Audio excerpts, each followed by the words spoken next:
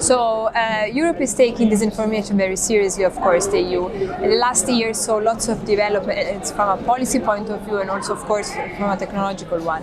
So as you may know, in Europe we now have the so-called Code of Practice on Disinformation. This is a self-regulatory tool which has lots of signatories, including the platforms, fact-checkers, civil society organizations, advertisers, and so on. And the idea there is really to work all together to make sure that actually there are actions that counter disinformation. This is a self-regulatory tool which will become co-regulation because, as you may know, in the EU we now have the Digital Services Act, and according to this regulation, the platforms, they have to run yearly risk assessment to understand if actually the way their services work can be exploited to, among others, of course, also share this information. So this is the current situation in the EU, very shortly, of course, on a policy level. Let me also say that any solution that deals with disinformation needs to respect fundamental rights, and this is why also in the EU we started with self-regulation and not with regulation on content, for example. This is really important also because at EU level, disinformation as such is legal. It's not an illegal content like other, for example, child pornography or copyright violations or so on, which is illegal. But it's very important when we deal with disinformation to respect fundamental rights. And this is why in the EU we tend to go to what is called the whole of society approach. So all the experts and all the parties that are involved in the field of information and disinformation work together and jointly to deal with the phenomenon. So of course now in June we have the EU elections, and this is a quite important moment also because we saw also how much AI is being used more and more. We can also count from some experiences which we have in the last national elections in some countries.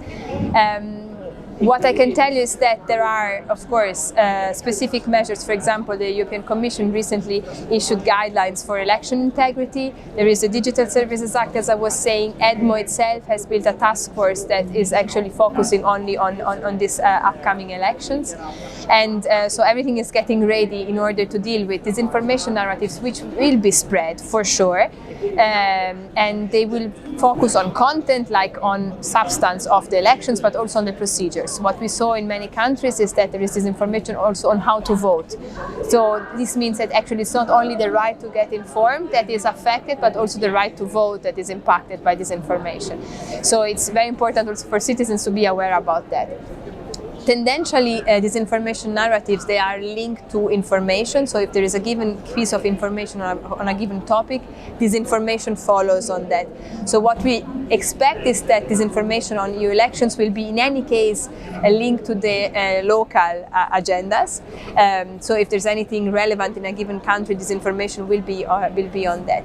Regarding the actors behind, of course, we may expect external influence. This is for the European External Action Service, of course, to see.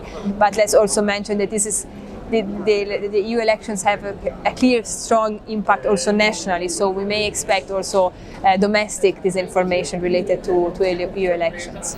So what we did when the invasion started is we built a database that was at the beginning updated on a daily basis with fact-checking articles from all our networks. So we have fact-checkers in all member states. And on the basis of this, we produced for quite a lot of time also monthly briefs that were recapping basically the main disinformation narratives. Clearly, when it's about disinformation related to the conflict, there is a whole part on the sanctions that were imposed by the EU, and this is something that goes beyond if you want disinformation. But it's very important to know which are the narratives, to know also which are the techniques that are used to actually share disinformation in order to get protected from them. So as I was saying before, it's not only a matter of debunking, but it's way more. It's creating resilience in society. It's explaining how disinformation is produced. Let me also say that it's very cheap to produce disinformation because a picture out of context is often sufficient actually to spread disinformation narratives.